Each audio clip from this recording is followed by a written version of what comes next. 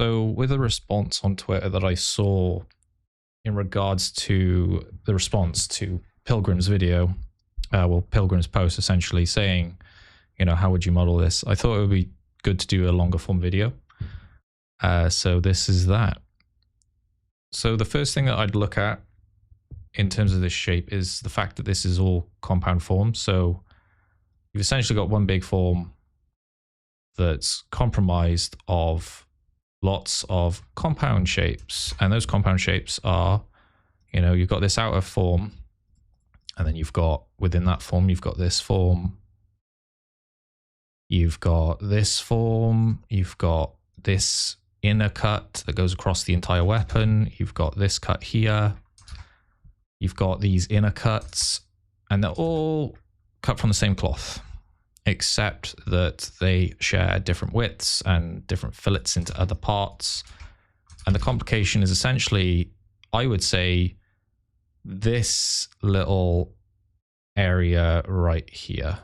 And it's because you've got this nice, smooth, rounded compound form that goes into a sharp cut here. But then that's also on an angled surface. So you've got an angled surface and then you've got a cut in that goes in. And that is all kinds of trouble and pain, especially when it comes to SubD.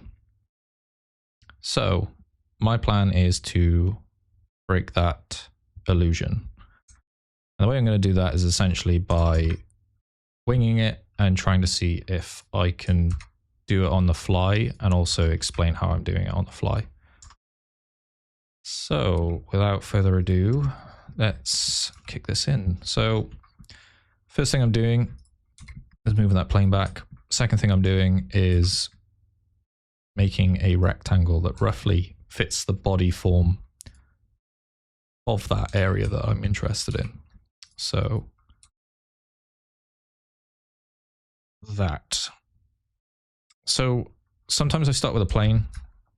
It really depends. If I'm cutting in this kind of shape, then yeah, I will start from a plane and I'll push in geometry. That can be easier, but it's harder to visualize. Especially I find people who are newer at 3D modeling tend to struggle with that kind of way of working, because as soon as things don't align with that worldview of like, you know, everything can fit from a cut off plane, it starts to get a bit difficult. And I've been there as well, where it's like, you know, you keep cutting multiple forms trying to figure out why things aren't fitting the way that they should be. But I find box modeling can solve a lot of these problems just as fast. Maybe not as fast if you know what you're doing. So what I'm doing here is I've got the box, I've got the general shape down the bottom. That's really all I'm interested in. I can do the cutout at the top as well, but for now I'm just going to keep it simple.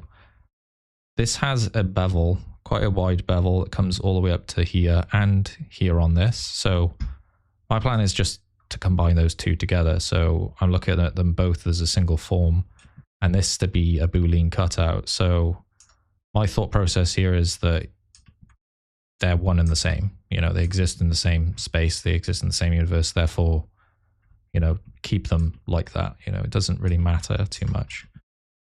With that idea, I can either start Booleaning these forms in, you know, as you'd kind of expect, or I can start polymodeling. I find that with these kind of complex compound shapes, it's a bit of a mix of the two. So this cutout here might be a good Boolean cutout to do. The problem is that it's this intersection. If I start Booleaning in that way, it might run into problems later. So my thought process is to grab a cube and to do the thing that I said that would be a difficulty. Because if you don't try, you won't know. And that's the way I look at it. You know, and modeling this stuff it doesn't take too long. So it doesn't work the first time, it'll work the second time.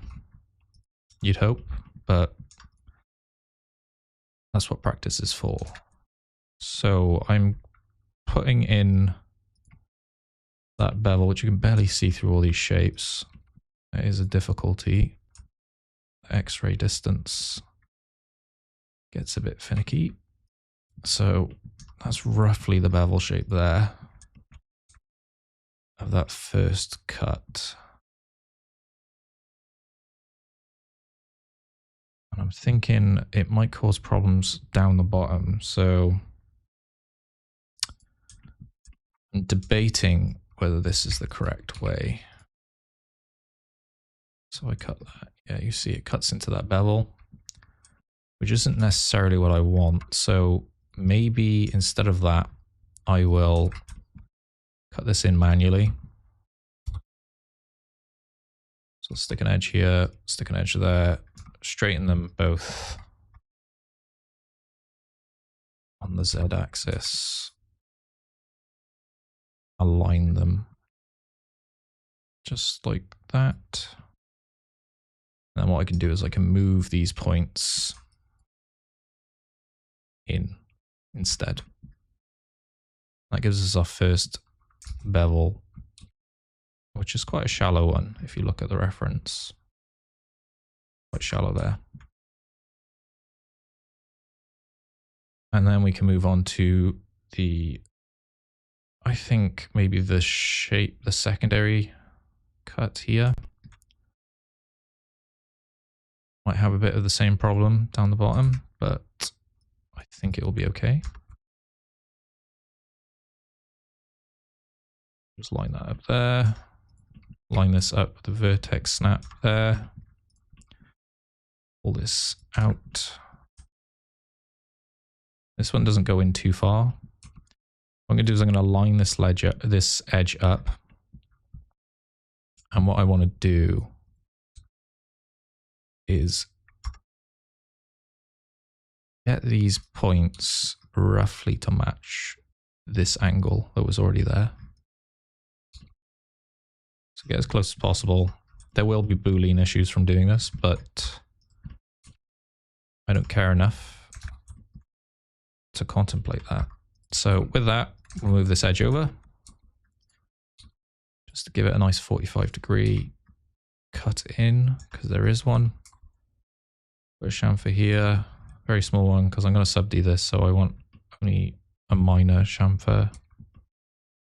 I say chamfer, that's because I used to use 3ds Max. It's actually a bevel in Blender. If I cut that in, you see what's happening here. So what I would like to do is go to this cutter. Move it down slightly, very slightly. It's enough that I can get rid of this shape and still maintain that other one. So that's good with me. I am okay to collapse this Boolean and fix the mistake it caused. So I'm just going to cut this, build it back to the original edge. Same with all of this edge here. It doesn't need to be here, because that original edge maintains the form that I'd like to keep. With that, now I can add a cylinder right here. I go with 24 divisions for this one, and I'm going to rotate it 90. One of those axes to get it in the right place. I just want to align it with that outside edge of the bevel. I also don't want to scale it uniformly. I want to scale it only on the normal. Just want to follow that outer edge bevel there. And then what I can do then is I can then duplicate this over. Get it roughly where I want it again. Scale it on the normal, which is Alt-S, in case you didn't know that.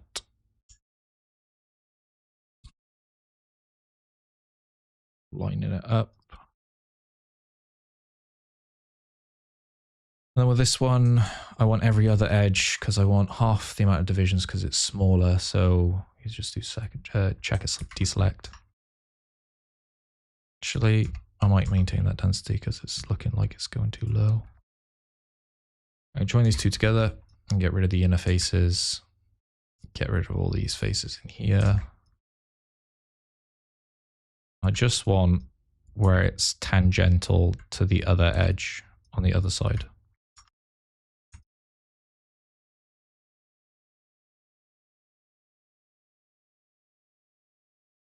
That.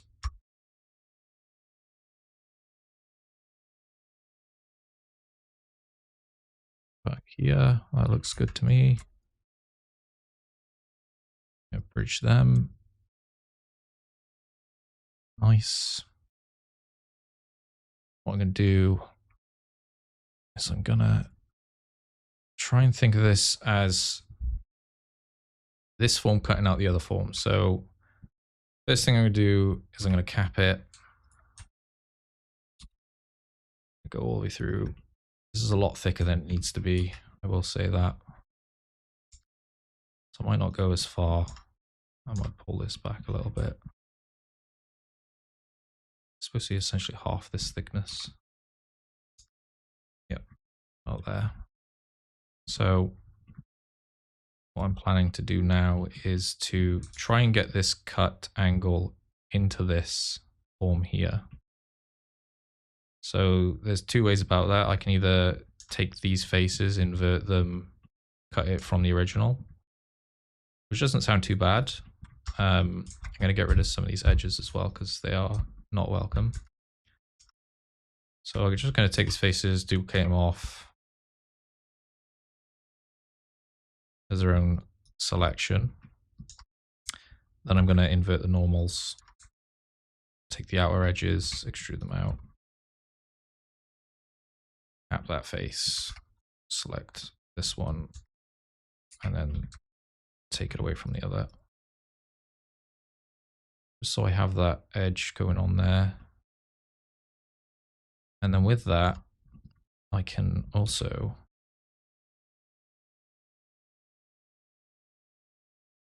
set this by the distance that the other one was. That inset there. Push that in. Maybe, should I? I don't know. Scratch that. I'm not going to do that. What I'm going to do instead is I'm going to keep this shape here. I might even go from the inside out, to be honest. If I just take the inside, I extrude that in. I might be able to get this rough shape a bit better.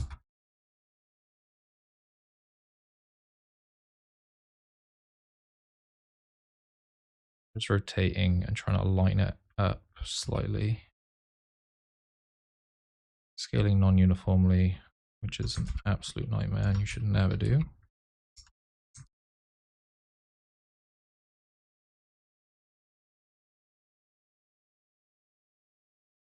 So I cut that out from this one.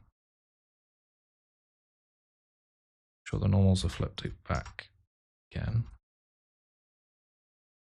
So I got that nice sharpness. And then what I could do is I could probably do this in SubD. Which doesn't sound too bad of an idea. So I'm just welding those points there. The reason for that is because I want this edge to stay uniform along this entire thing. So with that, I can cut that edge there. I can go back in and I can select all these edges along the outside. So I can do a slide, so I can do edge. That and slide, is it? No, it's not edge loop slide. It's set edge slide, quite possibly.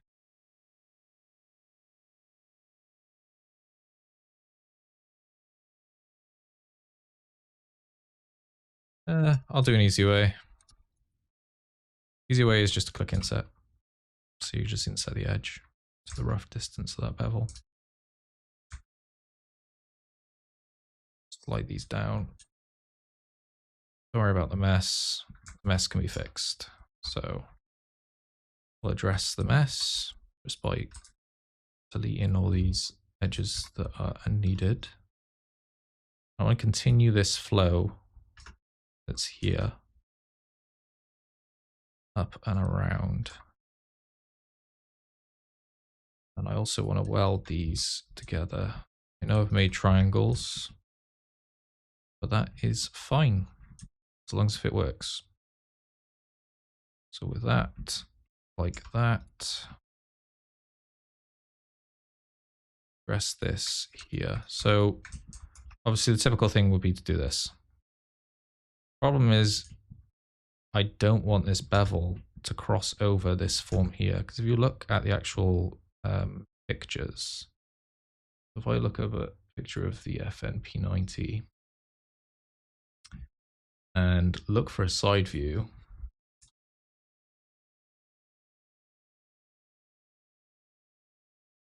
trying to find a nice picture that looks underneath it upwards. This one perhaps. You see here this upwards angle, you see it essentially kind of cuts in to the other form. So it's almost like a separate piece that cuts in. So I don't want this flowing up there. I want this to terminate here. So the way that we do that is by pulling all these edges to the same height.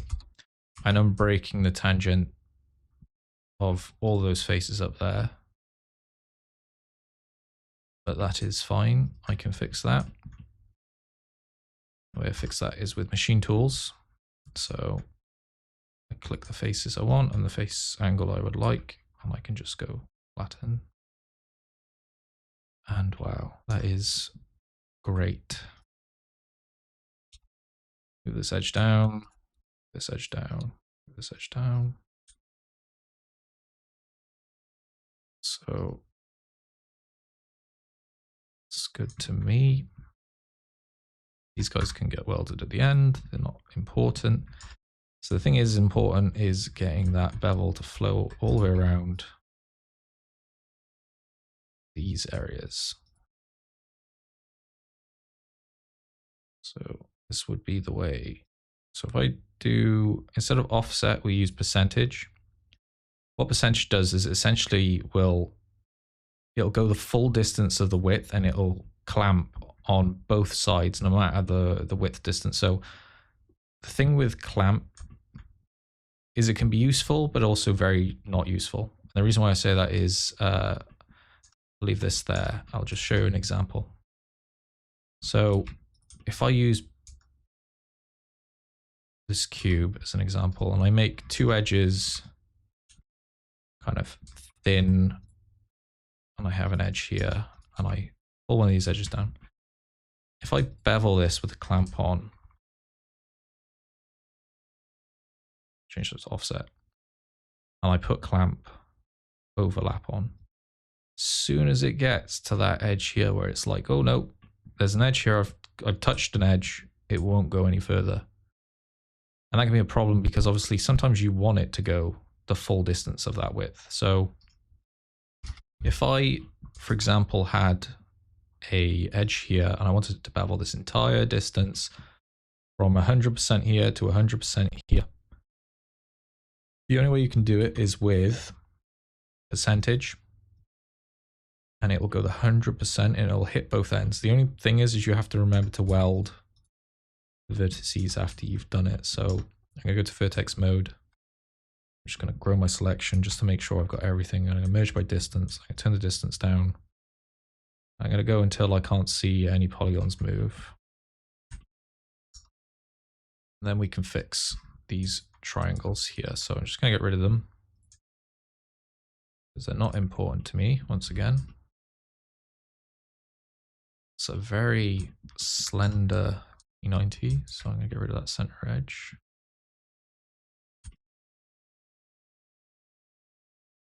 Okay, so what I want to do is I want to move this out a little bit because it's very, yeah, it's better. Cool. So, got this transition here where it's nice and sharp. We've got this transition here where it's nice and sharp. It flows into both. We've got the main forms that we're looking for here.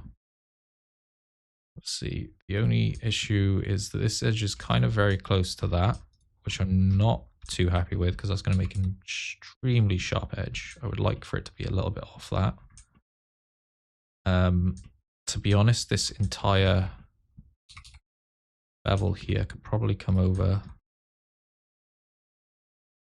slightly, just so I can give this a little bit of distance. So it's actually good that this edge is close because then I can use it as a support loop.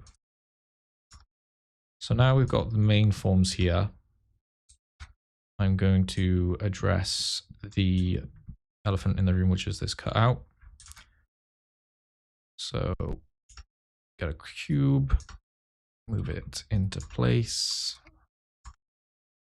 X-ray, rotate. I'm just going to put it where I think it should be, where I visually can confirm that that looks good to me. Pull this over. I'm going to actually move this face up because I think it's too far. Move this over. There's almost like a little lip going on there. I don't know whether it's worth my attention, but I'm going to address it anyway. So this kind of thing, yeah. That looks like it to me. So if I just check my wireframe, I'm going to make sure that I'm hitting just on that little bit there. Where everything's whole. Make sure it's all the way through. Wonder why it's not doing it.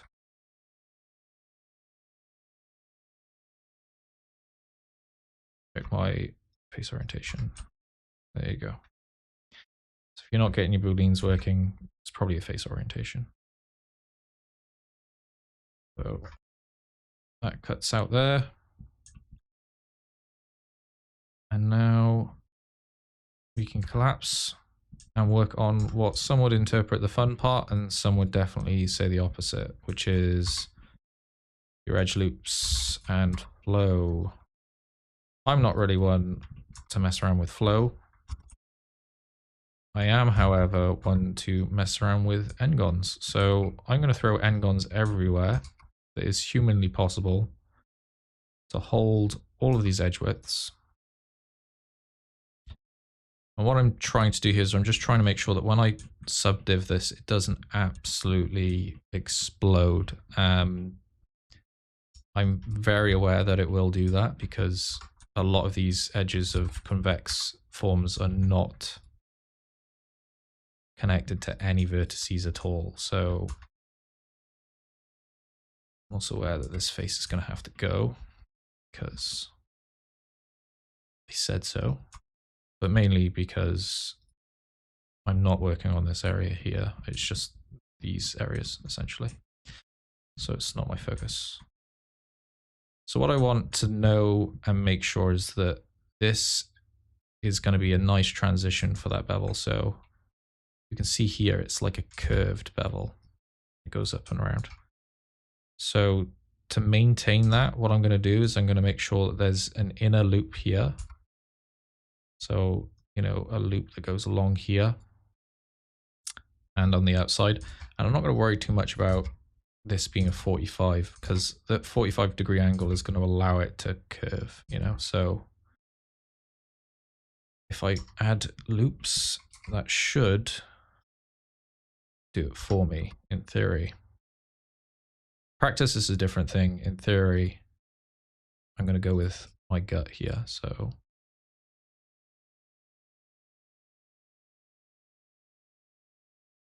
what I can do here is I can see that this triangle is something I don't particularly want.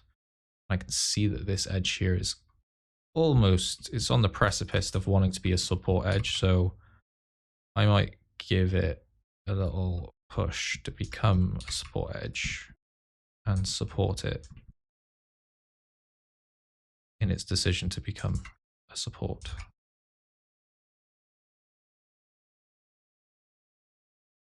So I don't want to do that. I only want to mirror on the y-axis.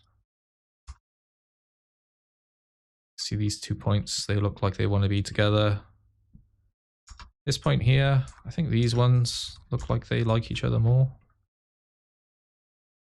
So that's looking good for the flow of that area. I need to make sure that there's a flowing edge going up here.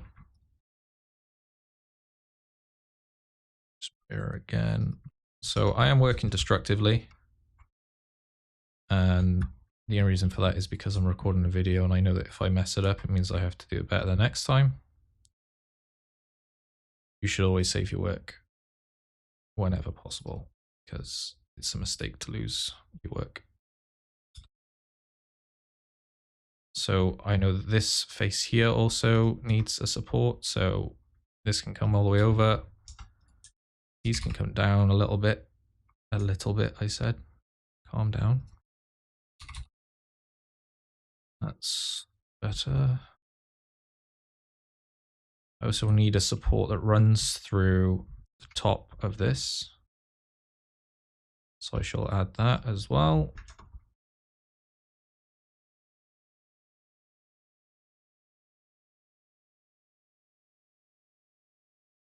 Being close is better than being too far away. I'm going to get rid of the top as well because I'm not focusing on the top. Also not focusing on the back. So that doesn't matter to me. So if I just move this now, see it's kind of holding up. Not as well as I'd like, but that is perfectly fine.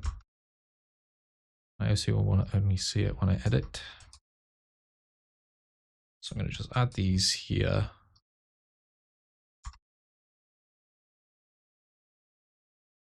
And make sure that it all stays there. I'm just going to clean it up and get rid of any edge loops that were being a problem. This inner edge is going to need to support as well. To be honest, this part here is probably going to cause some problems. So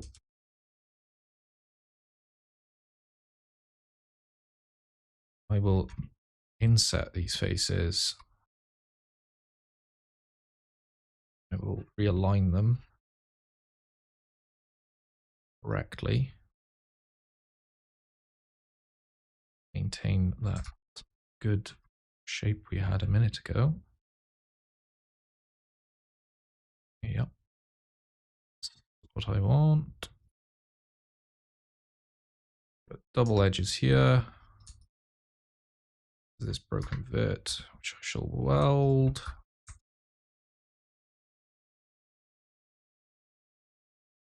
Okay, these can go together. They look like a decent pair. I need a loop around this outer edge.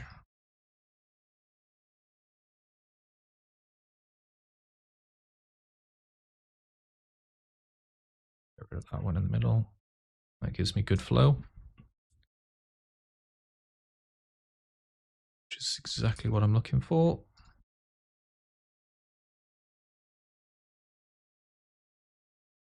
Cool. Sort out these ones now. So I want that to flow through. I'm just going to connect it like that. So I want this to flow around the corner.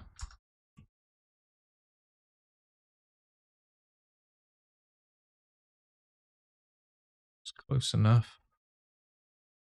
Let me pull this out a little bit. Absolutely boomeranging itself across. Yep. Now to work on the inside edge. So this whole area here needs an outer support along here.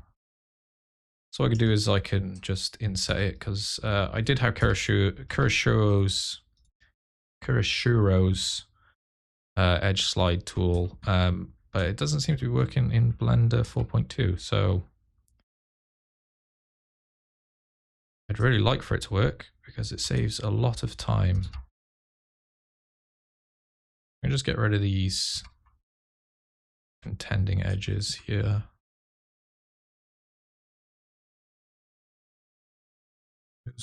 Ones down the bottom can stay because I want that bevel there. I want the surface to stay flat, so try that. See how bad that looks. Not too shabby. I also need a secondary support here just to hold this curve. And then we can continue this edge up. I'm not too bothered about going over this edge here because it's all flat, so I can be assured that it's not going to cause too many problems. Get rid of that triangle there. So now you can add a loop through here.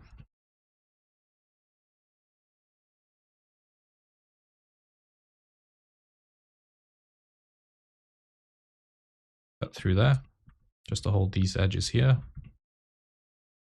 So this, I probably want to do a triangle termination here, which is one of these.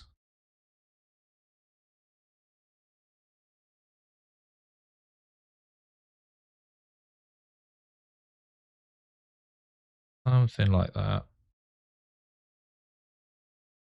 And then continue that edge across to here and do the same. That just maintains a nice edge through. Don't know whether I want them to triangulate like that though. So what I might do, just continue that flow. Thinking that this might be too close. So it might benefit quite far up. This sharp edge is gonna cause problems. Yeah.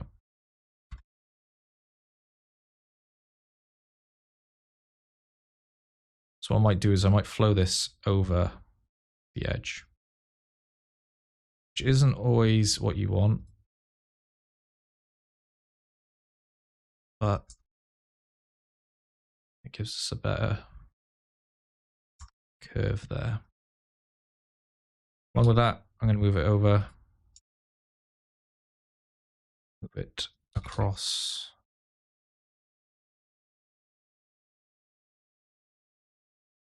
I would like that bevel to be nice and wide.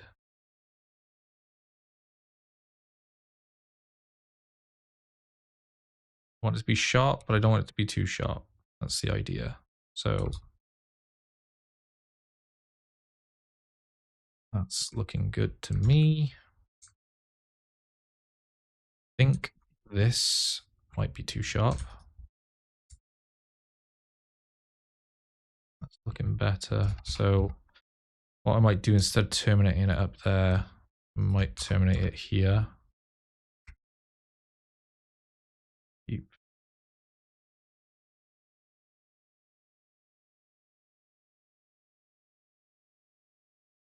better without it though. It's better without it.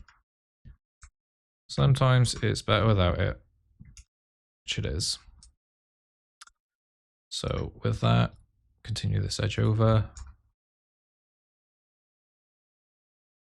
Don't like the sharpness going on here, so move this down. Move these down.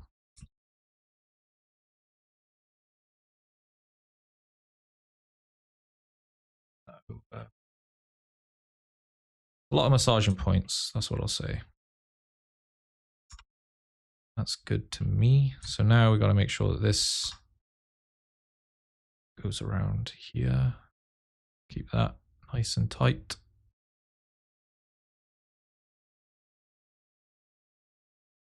This edge here is causing a pinch. Too much of a fan of.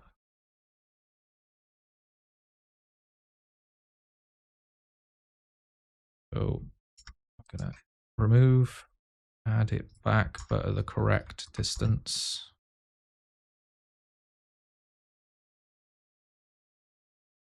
Whatever the hell is going on in here, which I assume it's just a lack of connecting edges.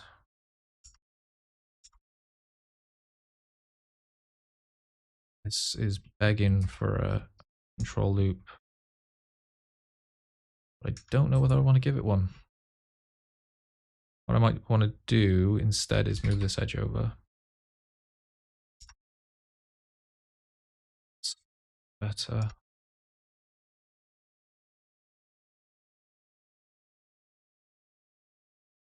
Don't like what it's doing here. I assume it's because it's going into this point.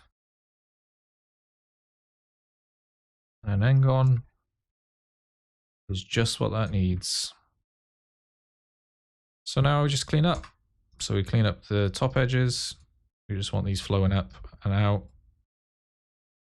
Or we could do some fancy termination, you know, go from 2 into 1, which if I remember rightly is something akin to this kind of thing. But I'm not even going to do that because I don't think it needs it. I think